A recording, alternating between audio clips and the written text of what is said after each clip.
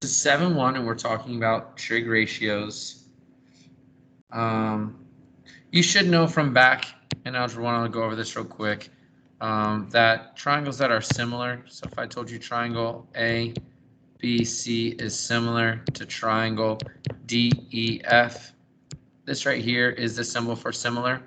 And what happens is in any kind of similar triangles, it doesn't matter which ones, angle A has to equal angle D. This order matters, and it tells you that that angle has to be the same as that one, just like angle B, since it's in the center, would be equal to angle E, and then angle C would be equal to angle F. But also, the sides are proportionate. So that means that AB, side AB, would be, if I compared it to DE, I can do that because those are the same sides. How do I know they're the same sides? Because these two match up with those two. And that would have to equal, and if I did BC over here, so I did BC here, then I would have to do EF over here. And you can do that for all of them, kind of mixed up. But as long as the parts match up, you can do it. If I drew a picture for you, if we had A, B, C, D, E, F, as long as you have some kind of pattern, it's cool. So like I can compare DF, so DF compares to FE, so DF compared to FE, as long as these triangles are drawn the same, so A, B, C, D, E, F, do you see how A is in the same position as D, B is in the same position as E, and C is the same? So as long as those are drawn the same, then AC, the part on that triangle, would have to compare to CB. You can do triangle compared to its own triangle, so like AC compares to DF. Those are the same parts on the different triangles.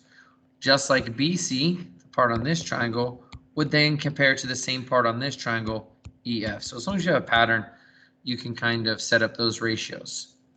Well, what happens in every single right triangles is you have these ratios that were discovered. And this is where you really need to start taking notes. And you should have seen this. This should be review. Maybe you've seen this word, so, ka, toa. And this is supposed to help you remember these rules that I'm going to go over. Now, the biggest thing is in a right triangle, we always know that the hypotenuse is always across from the right angle. However, these other ones, which these stands for opposite and A stands for adjacent. So this is opposite, this is hypotenuse, this is adjacent, this is hypotenuse, this is opposite, this is adjacent. This word right here stands for, this S stands for sine, this stands for cosine, and this stands for tangent. And this would be an acronym, meaning these letters stand for something else. And they're supposed to help you remember these sine and cosine and tangent rules. Now, what happens is, depending on my angle I'm referring to, which we call theta, that would be the measure in degrees of whatever that angle is worth. Again, this should be review. Your opposite is always the one across from the angle. So this over here would be my opposite. I always kind of remember this if I was thinking about going to a restaurant and I asked someone to sit on the opposite side from me. If I was sitting on this side of the bench and here's the table and this is me sitting here, eating my lunch, then the other person is going to sit over here on the opposite side because I would be looking at them, right? So if you want it to be the opposite side of an angle, the angle is going to be looking at them. So this is the opposite side, and then this would mean adjacent. Adjacent normally means right next to or side by. Like if I have my adjacent neighbor, that would be the one that here's my yard, and this would be their yard. Our yards would touch side by side. So those are things to help you remember those words. Now the big thing is, what happens when I change my angle to this angle? What if I wanted to talk about this angle? Well, no longer is this going to be my adjacent, because across from it, that would actually be my opposite. And right next to it, this one would be my adjacent. So depending on which angle we have, defines whether our opposite or our adjacent is. But notice what always stays the same is this is always our hypotenuse, because the hypotenuse is always across from the 90. Notice when we're doing our sine, cosine, and tangent, we can never ever use the 90-degree angle. We can never use that. Why? Because the hypotenuse can't be the hypotenuse and the opposite. So we can never use this angle. You can only use this one or this one for our sine, cosine, and tangent rules. And what happens is the sine of theta is equal to the opposite over hypotenuse. This theta will actually be the measure of the angle. The opposite will be the measure of the side length of this side right here. That'll be the measure of that side. And the hypotenuse will be the length of the hypotenuse. And then you probably should have seen cosine pretty a lot in geometry, and that's adjacent over hypotenuse. And then you probably should have seen tangent, which is opposite over adjacent. And then there's these three maybe new ones, but you should have seen them. I think they cover them a little bit. The first one is called cosecant. Cosecant. And the cosecant is written like that, theta, and it's the reciprocal of sine. So it means that you're going to switch the top and the bottom. So it's going to be hypotenuse over adjacent. So it's very similar to this one. It's just the reciprocal. We flipped the H and the O. This one is called secant. And secant is actually the reciprocal of cosine. So, and it's written like this. That stands for secant of theta. And it equals hypotenuse over adjacent. And finally, we have cotangent of that, which is equal to adjacent over opposite. Are there any questions of what I've gone over so far?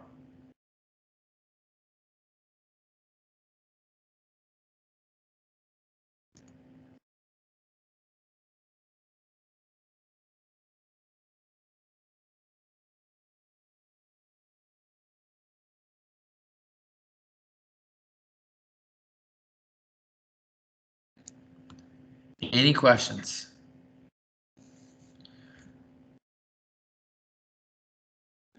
All right, so what they're going to ask you to do is they might ask you,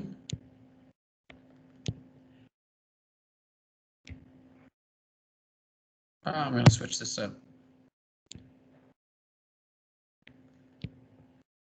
If this is my theta, there's my 90-degree angle. By the way, this only works if these are right triangles, and we can never assume that something is a right triangle. It needs to have this piece in the corner that tells you that it is. Hopefully you learned that in geometry. And let's say that this is 21, this is 20, and this is 29. By the way, you can also know that this is a right triangle because a squared plus b squared equals c squared. That still works also from geometry. And if I ask you to give me the 6 trigonometric ratios for the given angle theta, so that means using this as your given angle, give me the 6 trigonometric ratios. So I'll give you the first one. They're asking you to do sine of theta, and that equals, and sine is, this would be my hypotenuse. I know that because it's across from the 90. Since this is my angle, I know across from it is going to be my opposite, and that means that this has to be my adjacent. And sine is opposite over, because I remember SOHCAHTOA. Oops. Getting ahead of myself.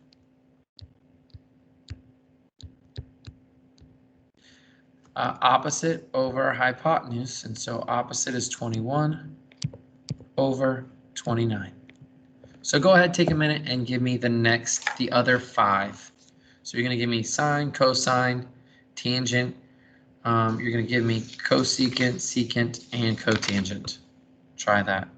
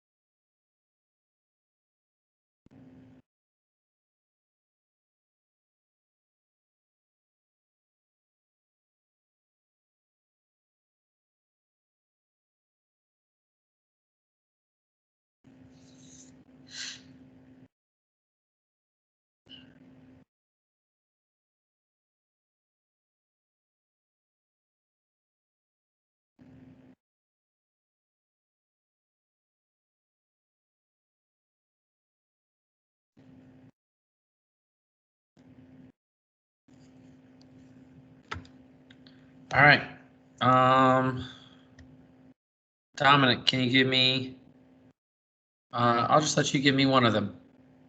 Whichever one you want.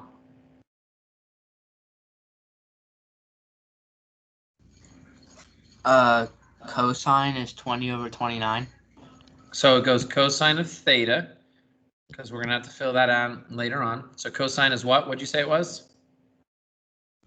20 over 29. Beautiful. Tia, can you give me one? The tangent is 21 over 20. Opposite over adjacent. Good. Make sure we're saying the tangent of theta because there is going to be something that is going to be here. That is going to be the measure of the angle. So it's tangent of theta. Because if I knew that this was 35 or something, that 35 would be going in here. So let's make sure we know that. Ashton, can you give me one? The cosecant is 29 over 21. So cosecant would look like this. And it's 29 over 21. Beautiful. Kelly, can you give me one? The secant of tangent of theta is 29 over 20. Beautiful. And Isabella, can you give me the last one?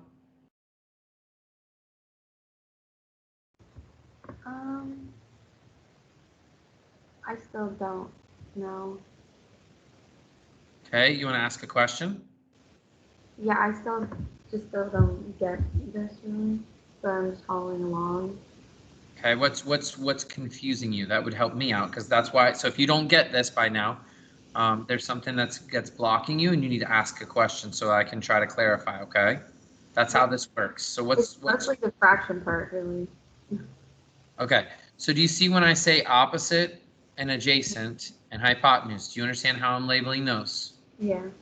Okay, and then when it says opposite over adjacent, it literally means you take the length of the opposite, which is 21, and you divide it by the adjacent, which is 20. So that's how we end up with 21 over 20.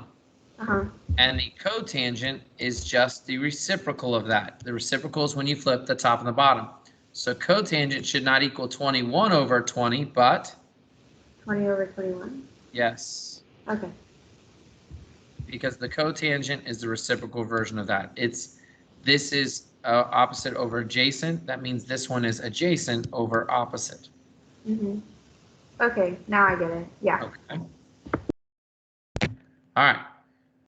So now, something that they might do to you, which is from old, is they might tell you that this is a right triangle. They might tell you this is 8. They might tell you this is 15, and they want the 6 trig ratios. Well, what's the problem?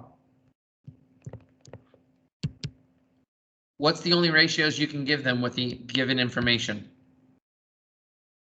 Oh, and I'll tell you this is theta.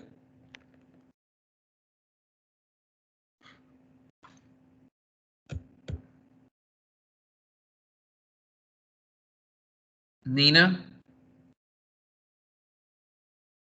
You only know the opposite and the adjacent. And so what do I have to figure out before I can do that? What one uses the opposite and adjacent?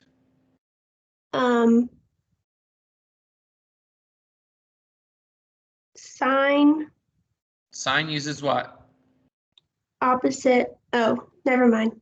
So sine, right? So that's not good. Ca uses A and H, don't have that. Tangent uses opposite and adjacent. So what's the only trig function with the information they gave us that we can do? Tangent. And what else? What else goes with what's the reciprocal of that? I can't remember the name, but it's the one that's A over O. Yeah, it's called cotangent. Cotangent. All right. So this one would be opposite. So since this is my theta now, this is my opposite, this is my adjacent, and then we don't know our hypotenuse. So we could fill out tangent if they asked us to, which would be opposite 15 over 8. And then we can do the cotangent, which is 8 over 15. But we can't do sine or cosine Not until we figure out this h. Well, what did I tell you at the beginning of the class? That still is something that we can use to figure out h. Does anyone remember?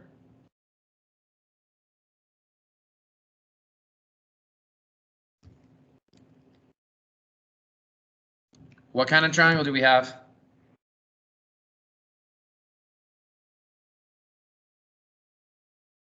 Jackson?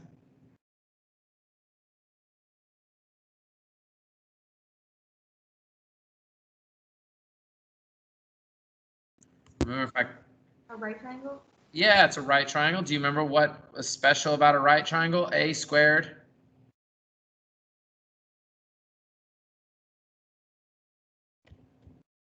No one remembers that? Kelly, you don't remember that? I do. It's Pythagorean Theorem. Yeah, a squared plus. B squared equals C squared. And I know the c is always my hypotenuse, so I don't have my c. So that means that 8 squared plus 15 squared should equal c squared. And the way I would solve that is go ahead and do that stuff up. I can do that. 8 squared is 64. I can do 15 squared, which is 225. I can add those together, and I get 289. And then I can square root it. Now, technically, who put the square root sign in there? Us. And what did I tell you is supposed to happen when you put that in there? You're supposed to put what? A plus or minus. But how come we're going to throw out the negative for this question? Because we're smart. What is C referring to? The length of something. And a length can't be negative. Now, once I know C is 17, now can I go ahead and do my sine, my cosine, my cosecant, and my secant? Do you follow me? Questions on that? Thumbs up if you got me.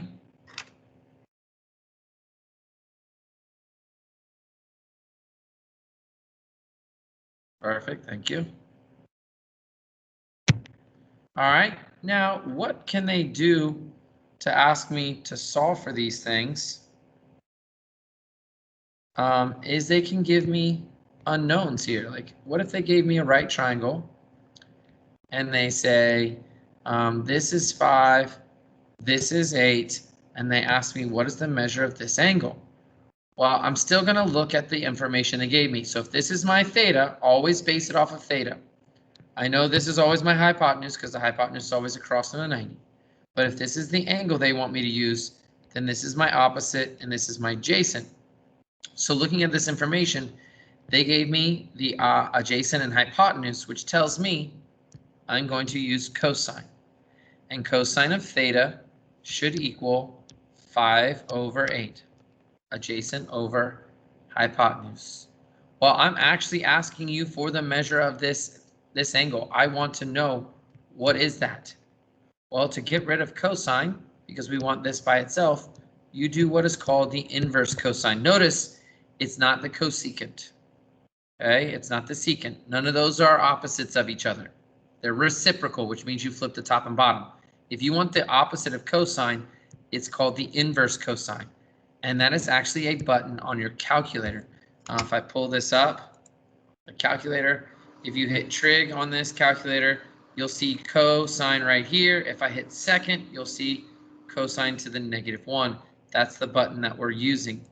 So what I'm going to do is then I'm going to hit, if I do it to one side, I have to do it to the other. And so I would be doing the measure of the angle would be equal to the inverse cosine of 5 divided by 8.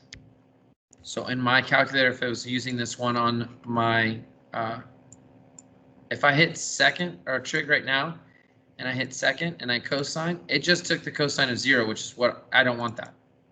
I want 5 divided by 8. So I'm going to do 5 divided by 8, hit equals, and I want the inverse cosine of that. So I'm going to hit trig, secant, and now this would be my answer that I would be doing. And since the 1 tells the 3 to stay the same, it would be 51.3. So this would be 51.3. Yes, Kelly. On the calculator that I'm using, it doesn't have like cosecant and cotangent. It has like the sine, and then it has an h attached to it. Is that different? Is that the same? Which Or- one? What are you asking for? Like on my calculator, it has sine, cosine, and tangent, and then under it, it has sine with an h, cosine with an h, and tangent with an h. Is that the same or is that different? Try it. Okay. I haven't seen a calculator. I've never seen one. I don't think I've ever seen one with that. I don't know what you're describing. But go ahead and put this in the calculator. Put 5 divided by 8 and then take the cos that and see if it gives you this number.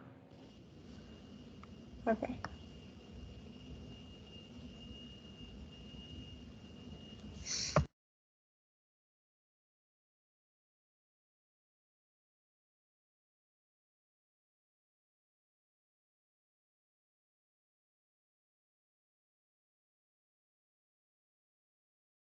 All right.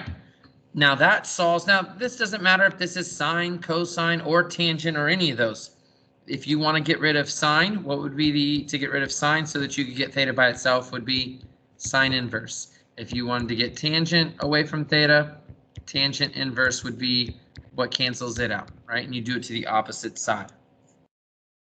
Now, what happens if I have, they tell me this is 42 degrees. They tell me that this is x, and they say this is 10. And they want me to solve for the length of this side over here. Well, what I can do is I can do sine, right? Because this is my angle. So that means this is my opposite and this is my hypotenuse. And which one of my, if I look at SOHCAHTOA, which one of them uses the opposite and the hypotenuse? That would be sine. So that's why I'm choosing to use sine. That's how you know whether you're using sine, cosine, or tangent is depending on which pieces of the puzzle they gave you. So I'm going to go sine of 42 equals, and then x over 10. And the object of this is to solve for x. So how would I get x by itself? How do you undo dividing by 10? I times by 10 times by 10. And so in my calculator, I'm going to hit 10 times sine and then 42. And that will equal x. And if you do that, which you should be practicing this with me in your own calculator at your house, if you do that, you should get 6.69, which 6.69 would round to 6.7 equals x. So notice I've solved for when this was the variable. I've now solved for when this is a variable. Finally, I'm going to solve for when that is a variable. So if I had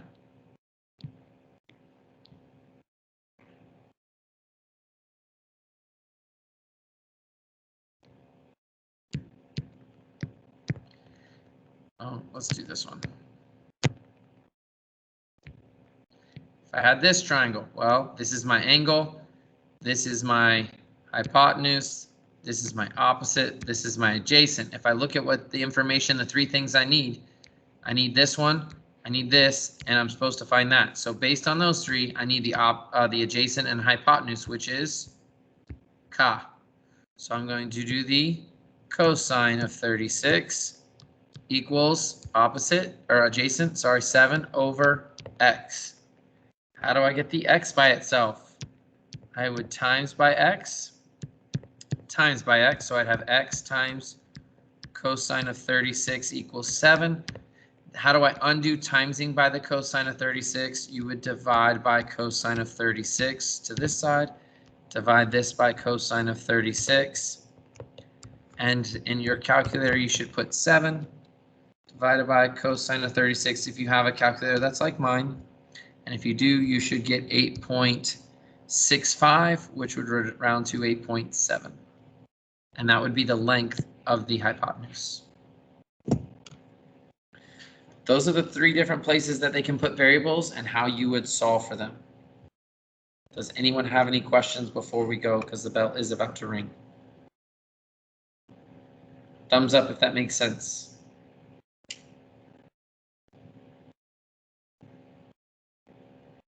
Kelly, did that work? Mm-hmm. Okay. All right, other than that, you will have homework that is on this, and we will continue with the lesson tomorrow.